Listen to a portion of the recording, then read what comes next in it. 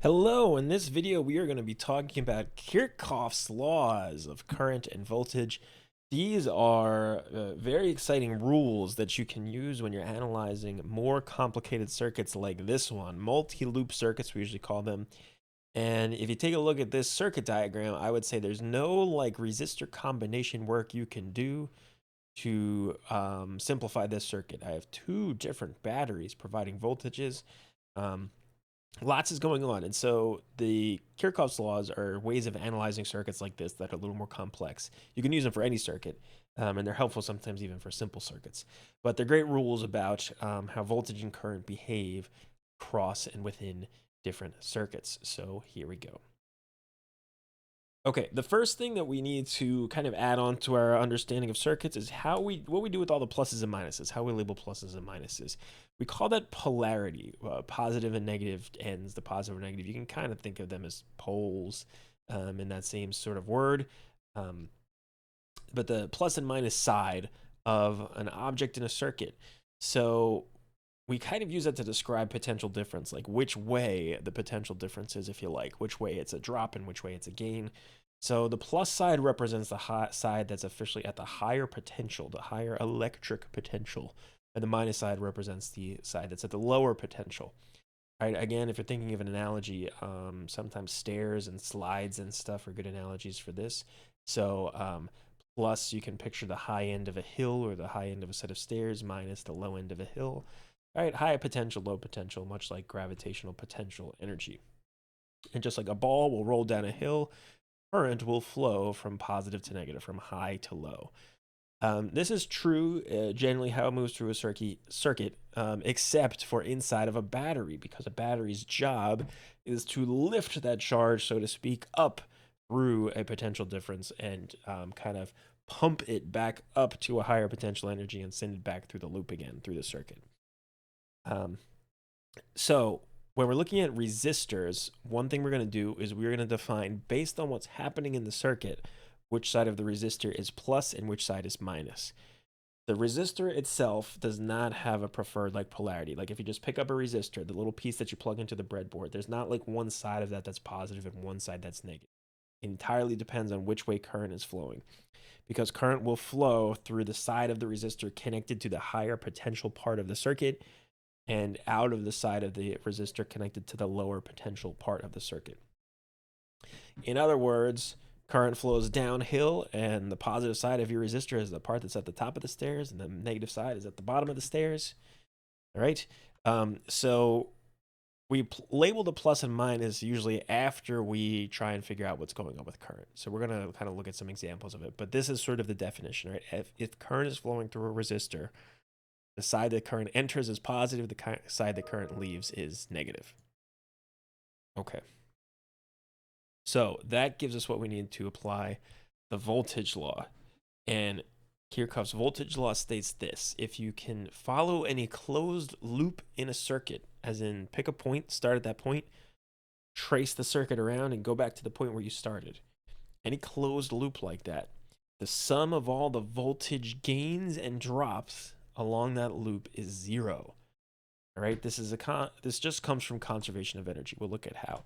But here's all you get for that in the data booklet. This is the whole equation for Kirchhoff's voltage law. So you really need to know what to do with this. They say the sum of all the voltages, remember sigma, that first symbol, just like when we do sigma F for net force, means add them all up. So add up all the voltages.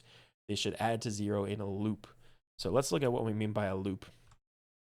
The loop is imaginary. There's nothing moving in a loop. A loop is not like the flow of current. This is a common thing. You're going to have a hard time at first conceptualizing, probably. Don't picture the loop as like the flow of current. The loop is just an analysis tool you can use to look at what's going on in a circuit. So we're going to look at one in just 1 second, but there's just something you can do just like you can with conservation of energy. When we talk about gains and drops, when you trace your imaginary loop and you go from the negative end to the positive end of a circuit component, that's a voltage gain. And when we go from positive to negative, that's a voltage drop. All right, so those are the rules. Let's put them together with some example stuff. Okay, the process you want to follow when you do this is you want to do these steps in order. All right, this is a step-by-step kind of formula that will get you through a Kirchhoff's law kind of situation, especially using the voltage law. The first thing you need to do, believe it or not, is take a guess. Take a guess. Which way do you think current is flowing in the circuit? Sometimes it'll be obvious, but sometimes in a multi-loop circuit, like the one from the intro slide, it's not going to be obvious, and you just have to guess. You just have to guess which way current is flowing at all different sections. Do make sure you can identify the different series sections you have and where current might split up, because you will often have multiple currents. We'll look at some examples of that. But so you just guess and you sketch on your diagram which way current is flowing through every section of the circuit. Then, based on the currents, you add pluses and minuses. You assign polarity. So use the rule we just mentioned about for like a resistor, the side that current is flowing into is plus, the side that current is flowing out of is minus. So you label every piece of the circuit with a plus minus after you've labeled every section of the circuit with currents in the way that you think they're flowing.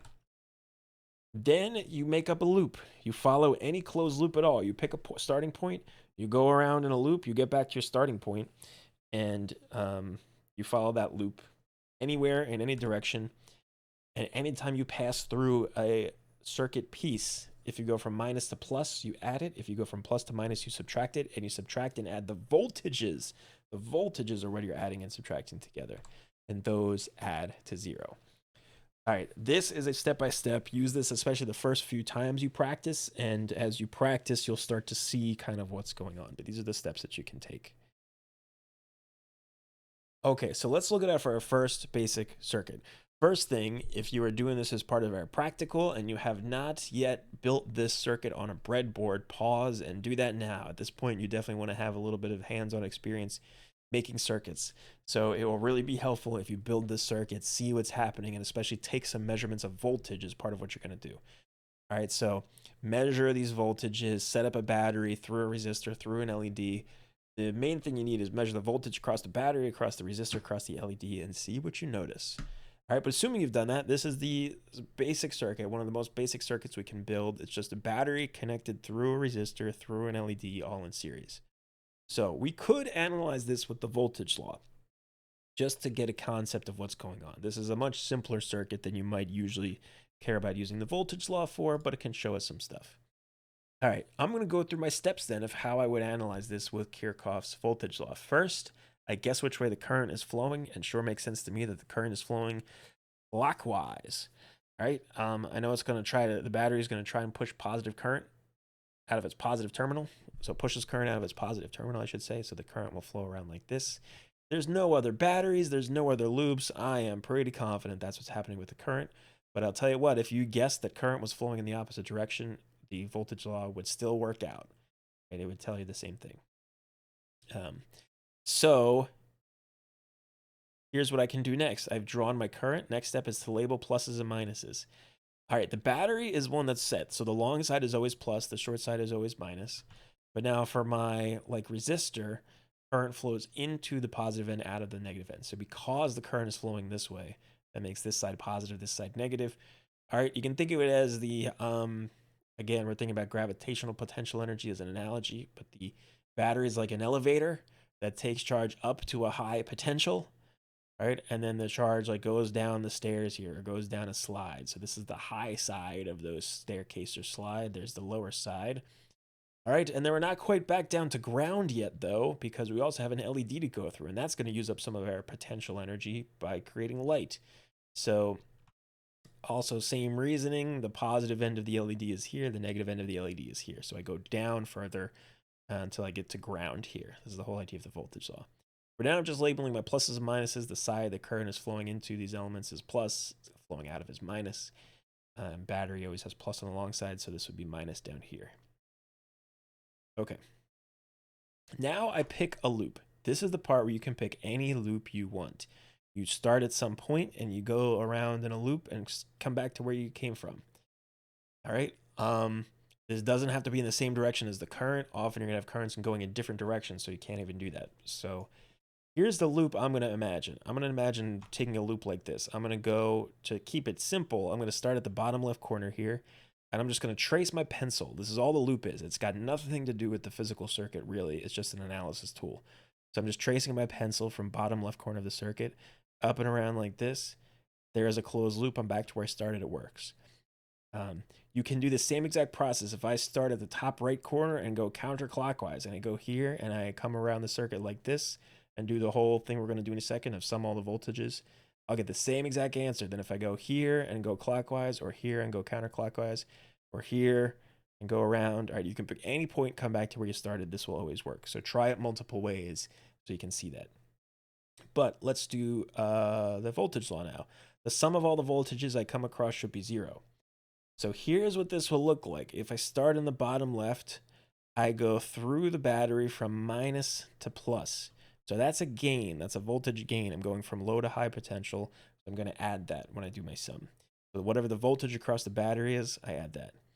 All right. Then as I go through my loop, I come through the resistor R1. I go from plus to minus. That's a drop. So I'm going to subtract the voltage across resistor R1. And then as I continue my loop, I come from the LED, again from plus to minus. That's a drop. So I'm going to subtract the voltage across the LED.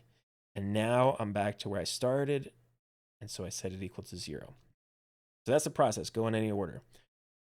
All right. And what I find, if I want to just look at some algebra here, the voltage across the battery is equal to the sum of the voltage across the resistor and the voltage across the LED. Would you look at that?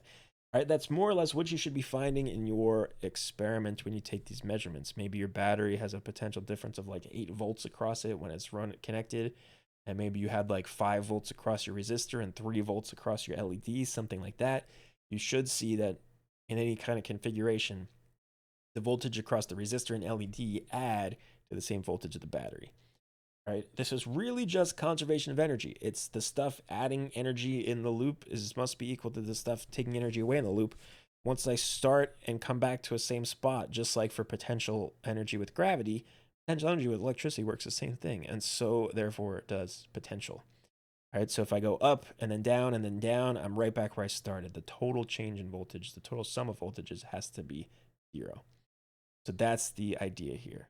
All right, again, to help out with the loop thing, try it the other way. Try starting like, I don't know, here and go counterclockwise. We'll do plus voltage of R1 minus voltage of the battery plus voltage of the LED equals 0. You'll get this same exact equation, no matter which way you go through the loop. All right, comes from conservation of energy. So again, here's another analogy you can think of. It's like a ski slope, like a mountain. All right, so you can think of the battery as like a chairlift bringing you up to the top of the mountain, and then you go down all these little slopes and hills.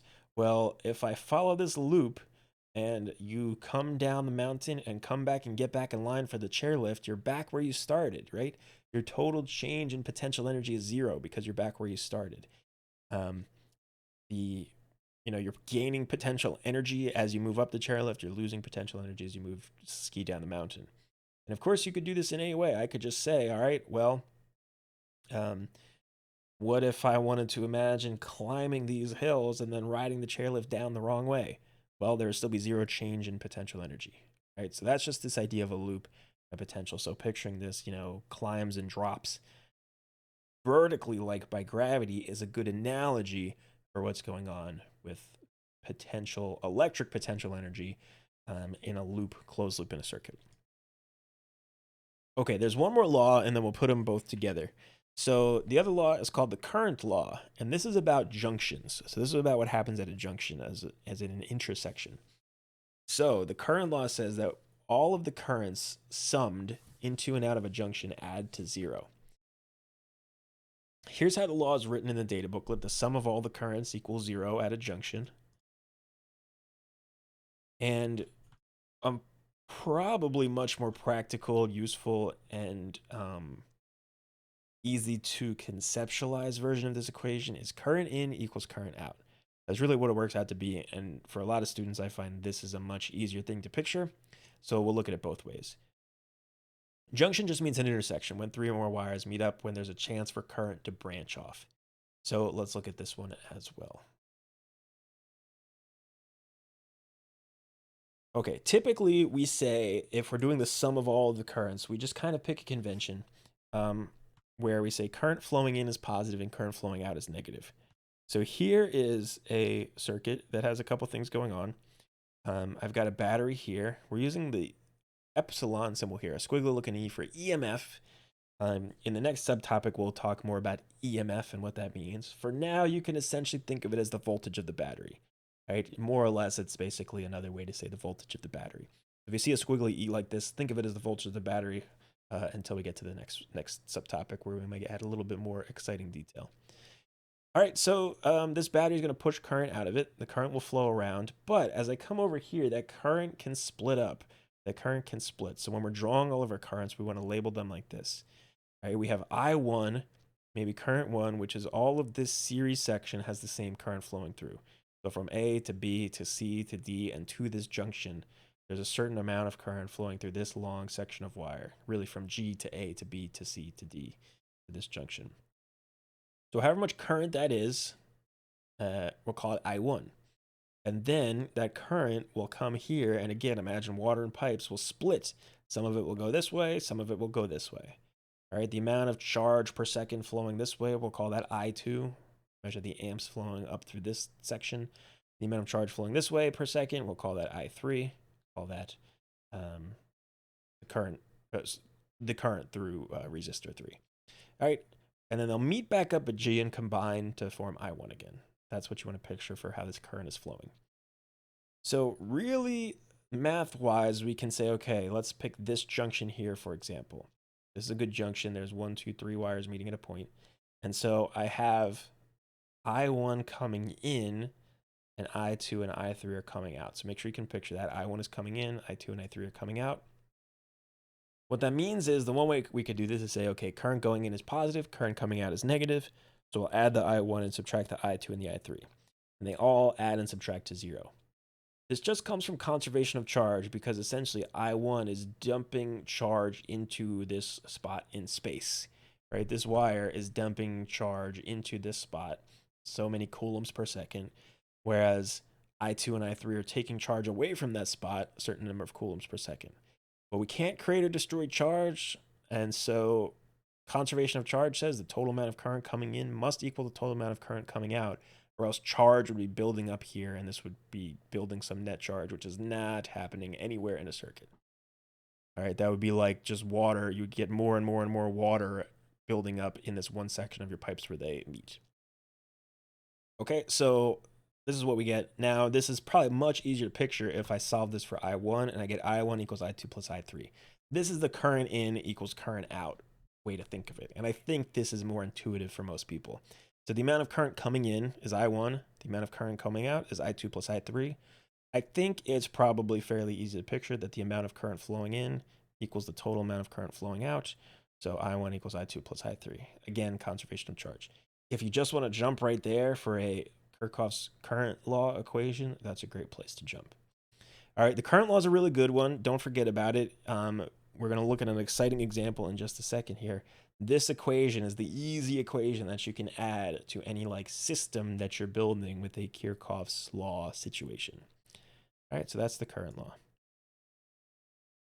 Okay, here's the fun example. Here's a classic multi-loop circuit. You must use Kirchhoff's laws to solve this and figure out what's going on. Maybe we want to find out how much current is flowing through each resistor. That's a common kind of question.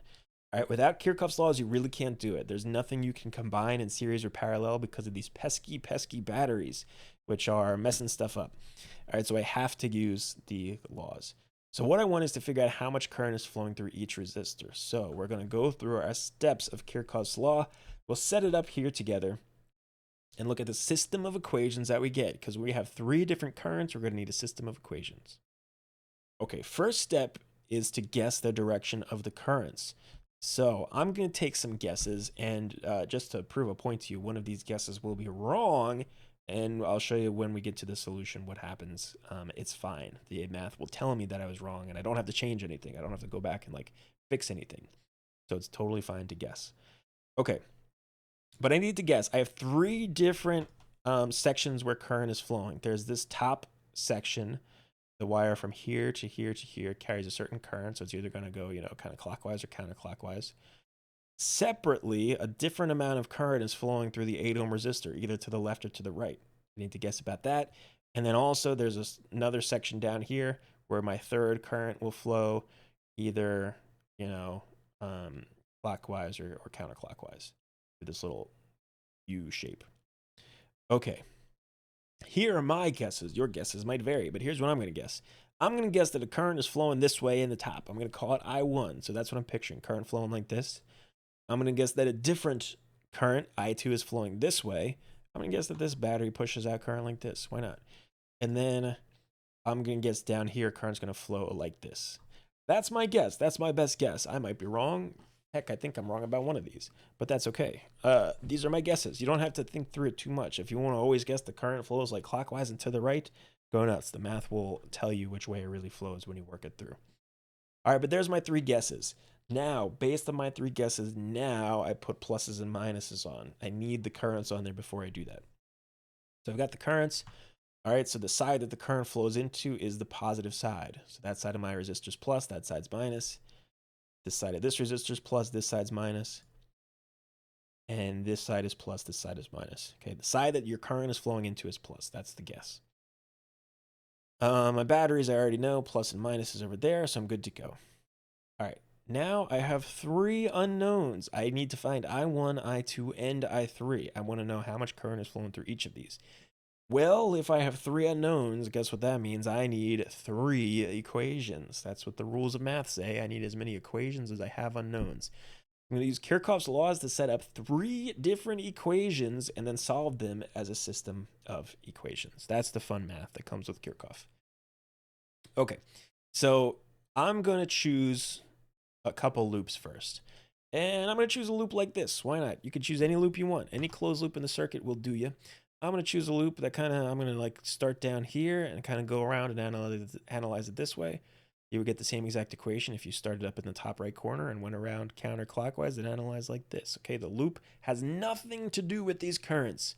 Please keep that in your head. This loop is absolutely, completely unrelated to the currents.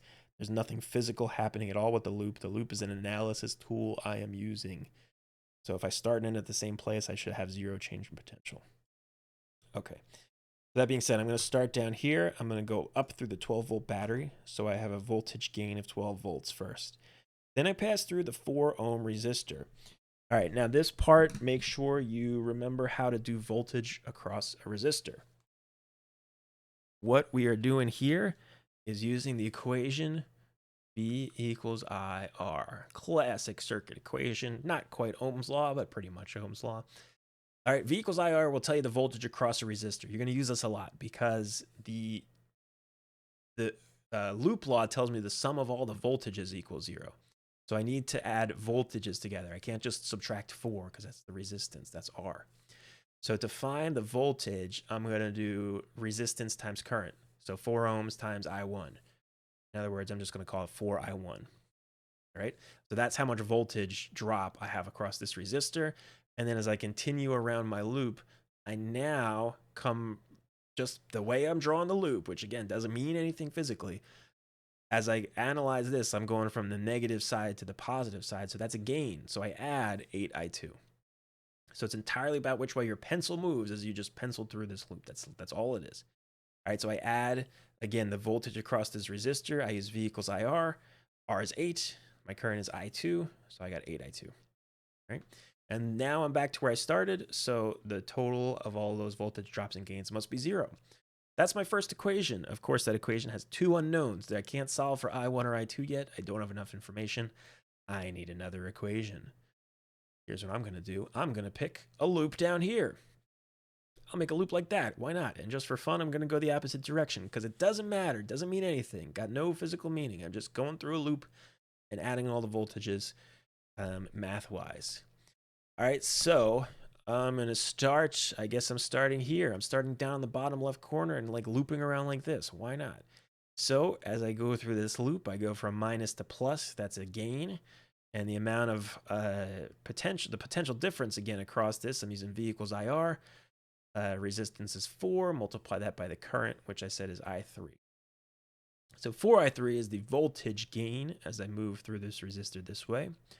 Then I come through this resistor, and I also have a gain, since I'm going this way in my imaginary loop, of plus 8I2 again. And then I go through my battery backwards. Again, nothing's literally moving. I'm just drawing a loop. But if I pass through the battery this way from plus to minus, I would count that as a drop, and I would subtract -9. And I can just do 9 because that is the potential difference. The battery tells me the potential difference in volts. So -9 volts equals 0.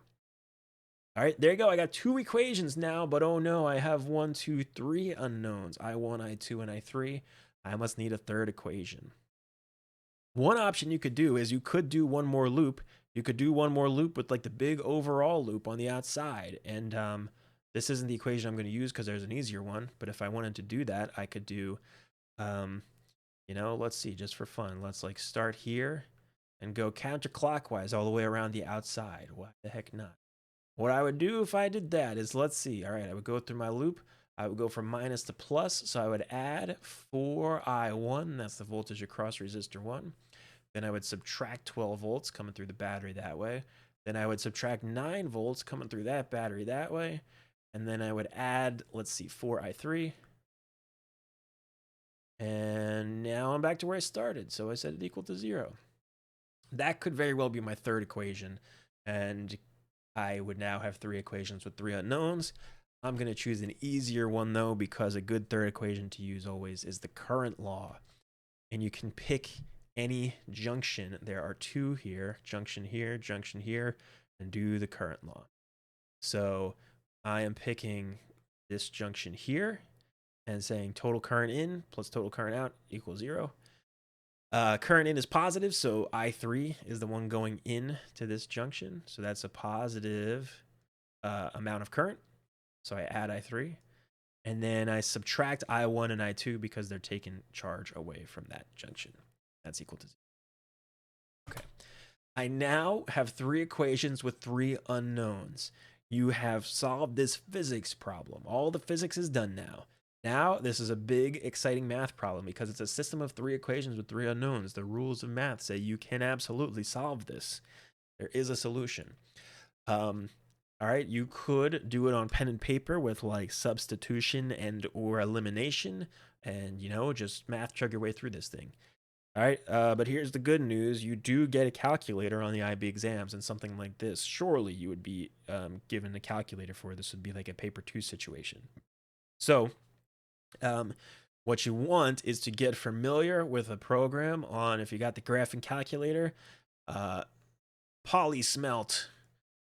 Polysmelt 2 is probably the one you have. If you don't have it, let me know.